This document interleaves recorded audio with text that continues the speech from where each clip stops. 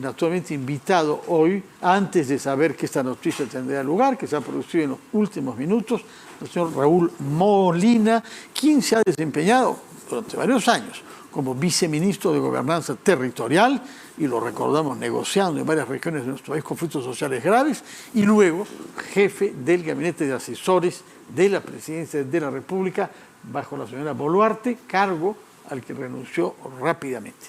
Señor Molina, muy buenas noches, gracias por estar acá. Buenas noches, Fernando, ¿cómo estás? No es un abogado, no está habituado usted a navegar en los inextricables mares de los contenciosos jurídicos. No, gracias. Lo suyo es social, son los sectores sociales, es la gente del Perú. Pero su primera impresión sobre esta decisión de la justicia, que concede una medida cautelar a los 2 miembros de la Junta Nacional que habían sido inhabilitados por el Congreso, que de acuerdo a lo que nos dice el abogado Cairo, tendrá que asumir de inmediato y de manera obligatoria por orden judicial, pese a que ya había un accesitario que había sido habilitado para reemplazarlos desde el lunes próximo. No solo eso, la propia Junta se había pronunciado dando por iniciado el proceso de reemplazo, ¿no? También, o sea, cierto.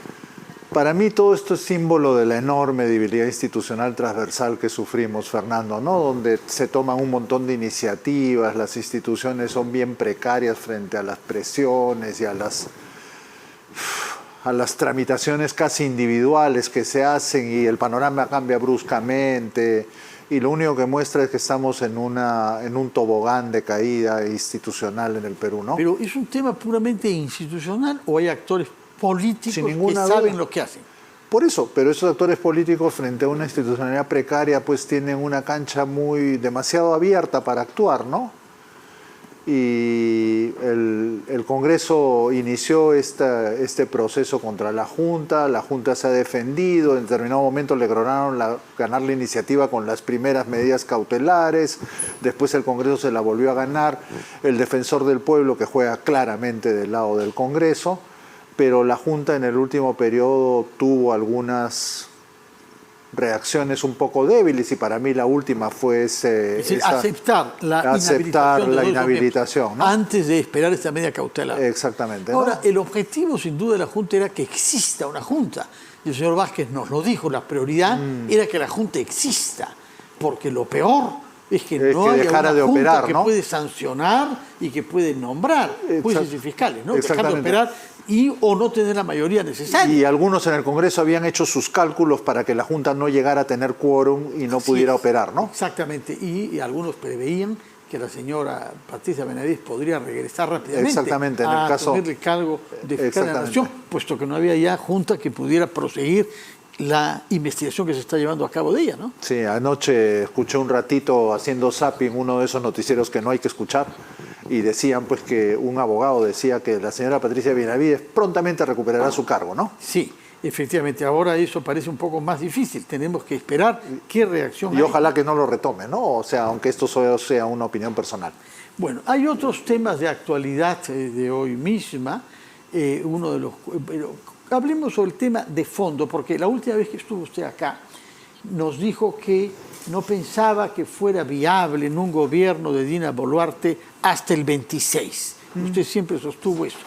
No preveía naturalmente que iba a haber un incidente como el del reloj, pero había muchos otros que usted había analizado. Permítame, antes de hablar de eso, de política, dar a conocer un comunicado del Ministerio del Interior que hemos recibido hace unos instantes también. Ante las versiones difundidas hoy, lo tenemos en la pantalla, en algunos medios de comunicación sobre la designación de la directora general de la Oficina General de Comunicación Social e Imagen Institucional, se informa lo siguiente: la designación de la directora general, etcétera, se cumple con los requisitos exigidos por el manual clasificador de cargos de Minter.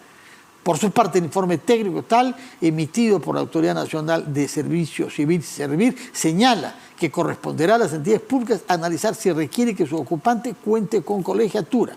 El Minintel reafirma que la referida designación se cumple con los procedimientos conforme a la normatividad vigente. Y eso es una respuesta, naturalmente, a las medidas tomadas por la Fiscalía para investigar si no han habido ahí, en el Ministerio del Interior, algunos delitos cometidos en el marco de este nombramiento. Daremos cuenta, naturalmente, de lo que pueda salir de eso. Hay otros temas en curso también. como uno que concierne a la Procuraduría del Ministerio de Transportes y Comunicaciones, que ha cuestionado el papel del consorcio chino que se ocupa del puerto de Chancay. Y eso es de esta tarde. Hay un cuestionamiento ahí de la Procuraduría, repito, del Ministerio de Transportes y Comunicaciones, y finalmente también pongo en ese mismo paquete de anuncios judiciales o institucionales una denuncia presentada por la Fiscalía respecto del rol del doctor Jorge Luis Salas Arenas, presidente del Jurado Nacional de Elecciones, en un tema que tiene que ver antes de que ejerciera función cuando era un vocal supremo. Sí, algo he visto. Abordaremos esos temas después, pero yo quisiera hablar sobre política con usted, porque eso es lo que usted conoce, la política la conoce desde dentro, por haber actuado en el centro mismo del poder, incluso con la presidenta actual, pero también por su formación. Y yo quería preguntar, usted sostenía que no era viable a mediano plazo, hasta el 26, una presidencia de Dina Boluarte. No se esperaba, sin embargo, que pudiera haber un incidente como aquel que presenta. Uno, la salida del señor Otárola, que es grave. Incluso algunos han puesto en relación con lo que vino después, que es la pésima reacción ante la revelación de que la señora usaba y poseía por lo menos un reloj Rolex, que creo que son 5 o 6 años del salario de un trabajador peruano, ¿no? Su reacción... Y ahora están hablando hasta de 3 relojes. 15 en un momento dado. 15, pero de 3 de alta gama. Y 3 de alta gama, en fin. Una cosa penosa, un gusto naturalmente totalmente fuera de lugar por los orígenes políticos de la señora Boluarte, que viene de Perú Libre, recordémoslo, ¿no? Ella ha sido reclutada por Perú Libre y ha dirigido una campaña, la de Perú Libre para Pedro Castillo, identificado con el ideario de un partido que está en las antípodas del uso, naturalmente, de relojes de ese precio y de esa connotación social, que es el símbolo mismo de la exclusión, ¿no? Es más simbólico. Yo soy diferente que el resto porque yo puedo usar eso. Para eso se ponen unas joyas de ese tipo. Lo hacen los reyes, lo hacen los multimillonarios, pero que lo haga la presidenta del Perú realmente ha sido chocante. Como he dicho alguna vez, no lo decía ni siquiera el expresidente Manuel Prado.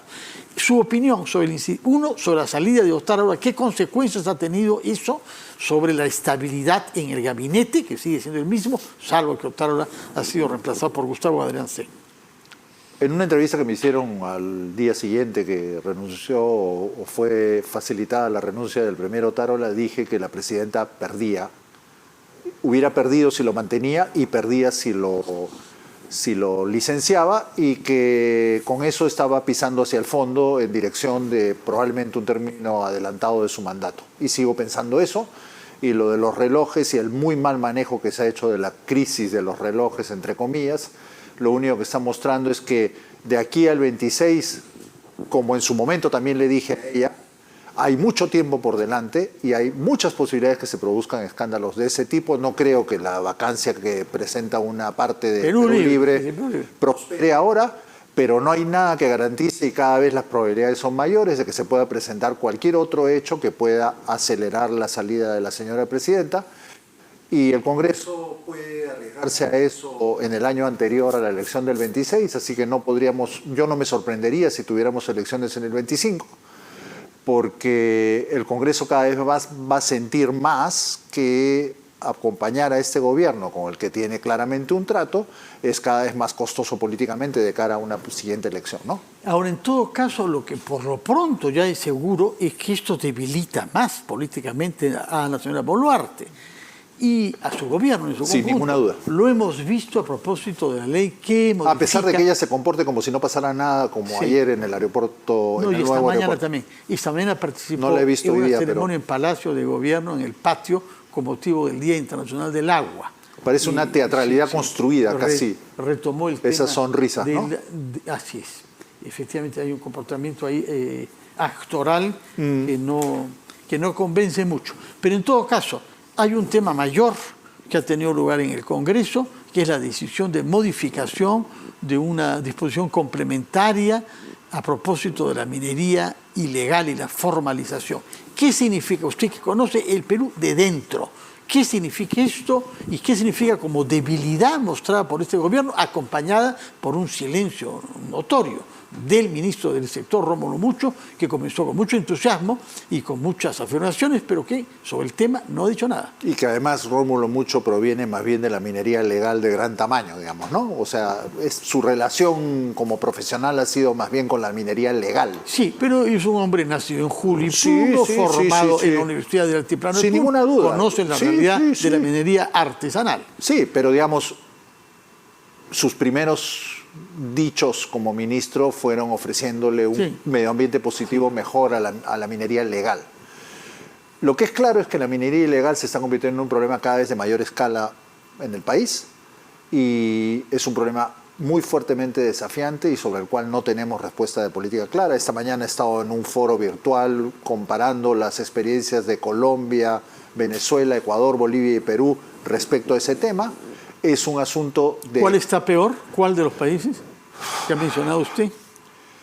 La representante venezolana, la que expuso de Venezuela, dijo ella misma, comparándose con los otros países, infelizmente no pude por otra obligación escuchar el caso colombiano, que me interesa particularmente porque en escala se parece mucho al nuestro, aunque es más nuevo.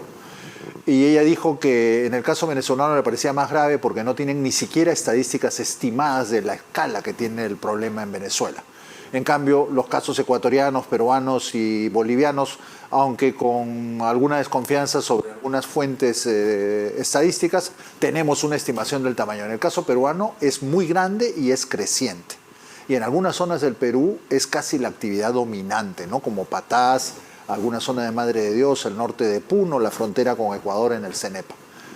Entonces, es evidente que en el Congreso hay representantes que, como muchos otros intereses específicos, algunos representan a estos sectores. Y también es verdad que por la escala que ha tomado, estos sectores tienen capacidad de presión política. La prueba son las marchas que han hecho cuando se estuvo anunciando de que el plazo de formalización terminaba y los que no cumplían con determinados requisitos quedaban fuera del REINFO. Marchas que fueron acompañadas por autoridades e incluso por parlamentarios, ¿no? Sí, claro. Parlamentarios de varias bancadas. De varias bancadas, porque o tienen intereses directamente relacionados con esos sectores, porque han hecho probablemente pactos con ellos durante la campaña para ser congresistas, o porque políticamente para representantes o parlamentarios de tan poca raigambre democrática, pegarse a esos sectores que son numerosos, creen que cosechan políticamente. ¿Cuán numerosos? Porque algunos adelantan la cifra de 500.000 mineros sin legalidad. No digo ilegales todos, ¿no? Hay muchas cifras. Algunos de los colegas con los que estoy discutiendo últimamente, porque es un tema que me interesa crecientemente a raíz del libro que hemos conversado alguna vez contigo, que hemos coescrito con Carolina Tribel y con Paola Bustamante y Darío Segarra, sobre la minería legal. Ese libro dice también que hay territorios donde la ilegalidad impera y que es difícil que alguna de las ideas del libro puedan tomar forma, pero yo personalmente me preocupa mucho que con eso descartemos a territorios del Perú donde hay particular pobreza, particulares brechas y particulares carencias, ¿no? Como Patás, Puno, Madre de Dios. Entonces es un problema que me preocupa crecientemente. Lo que dicen algunas personas que tienen más tiempo metido en esto, hablan de 500.000 personas, incluyendo mineros y sus familias.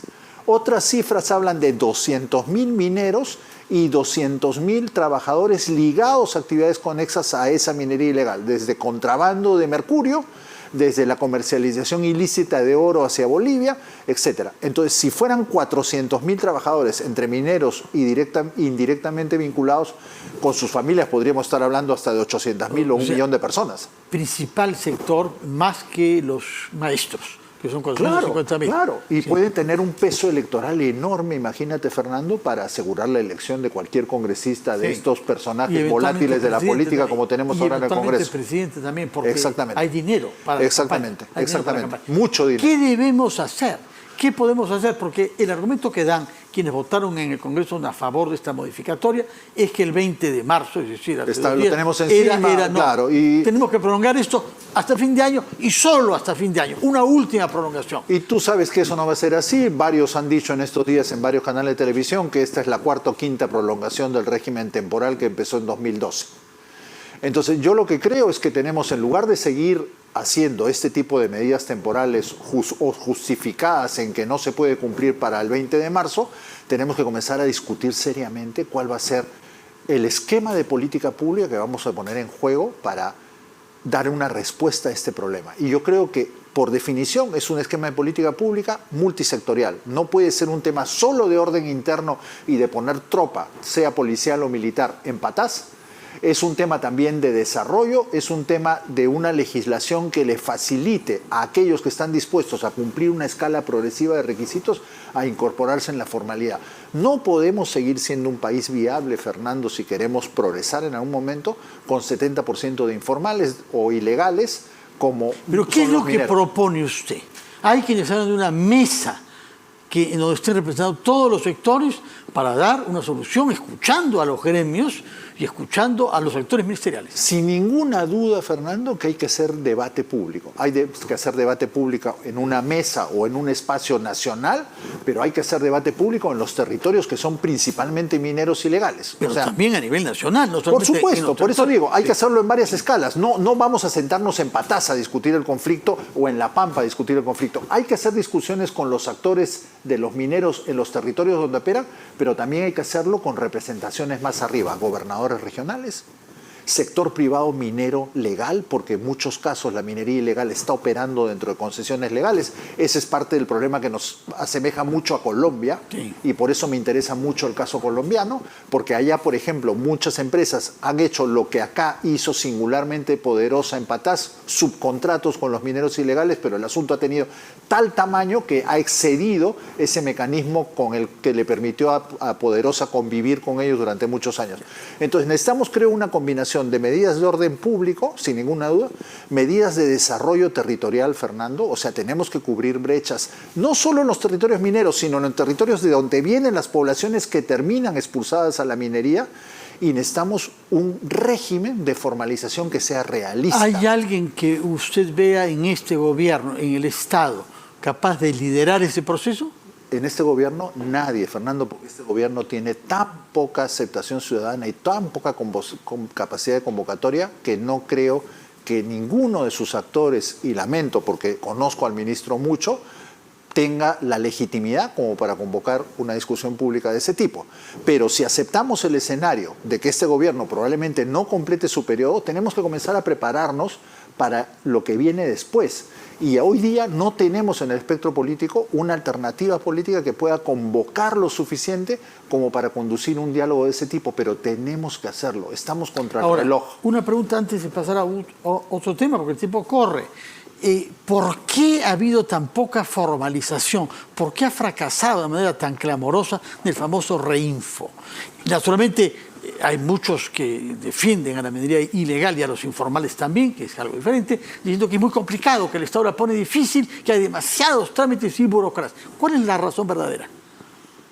O sea, yo creo que hoy día, con los precios del oro, es más rentable ser informal e ilegal. Y no ganan nada, como algún minero legal de la gran minería que es amigo mío, conversábamos.